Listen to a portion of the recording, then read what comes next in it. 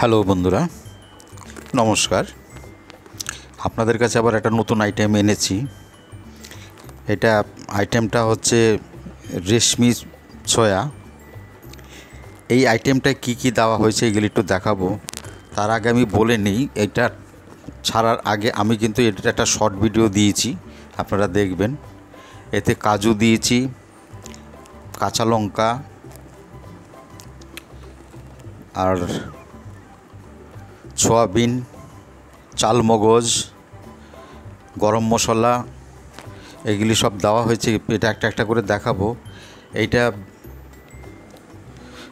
আদা আর কাঁচা লঙ্কা এটা আমি পেস্ট করে নিয়েছি। আর এতে দেওয়া হলো জিরের গুঁড়ো, ধনের গুঁড়ো আর একটু গরম মশলার গুঁড়ো। সয়াবিনটা আমি প্রথমে একটু গরম জল দিয়ে এটাকে একটুখানি ভিজিয়ে রেখেছিলাম। ভিজিয়ে রেখে তারপরে এটাকে পুরো জলটাকে নিগড়ে তুলে নেওয়া হয়েছে।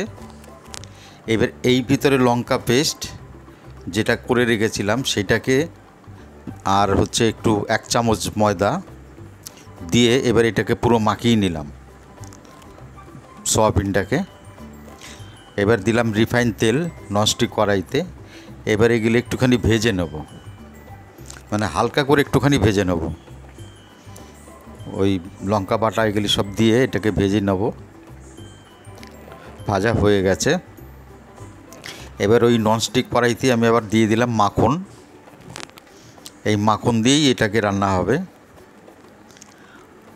এবার এতে দিয়ে দিলাম গোটা দারচিনি আর হচ্ছে এলাচ, তেজপাতা, সাদা জিরে।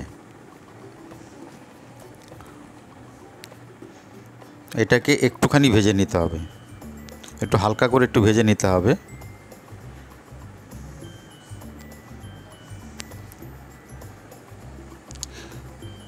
এটা এবারে একটু কষিয়ে নিতে হবে।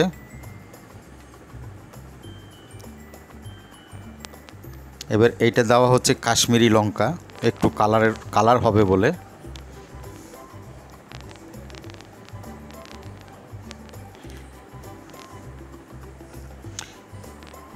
এবার এটা দেওয়া হলো 1 কাপ দুধ।